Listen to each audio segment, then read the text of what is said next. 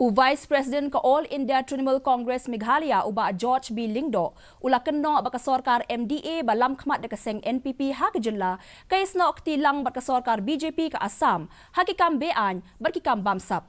Habakren bakilat patay kubor uni unong yalam kaseng AITC ula batay ka Sorkar padeng banpa di kitanat CBI bat ka Enforcement Directorate banto okit yakikam Bamsap ha ka jinla. Dak ba ongru ba ka Sorkar BJP ha Assam kadon bentalang hakikam Bamsap bat kikam bean ha ka jinla Meghalaya uba Lyngdoh ula ong ba watla kaseng TMC kalapha ikjing mudoy sya umentri lang ba adu kari Narendra Modi Henry wat hadu menta shimla la le AA halor kani. What has stopped them in the past 5 years? What has stopped Amit Shah from calling or ensuring that the CBI and the Enforcement Directorate come and investigate the state?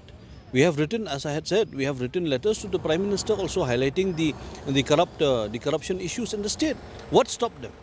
Because they are part of this government. They are all part of this drama. The BJP government in Assam is hand in glove in the illegal coal smuggling.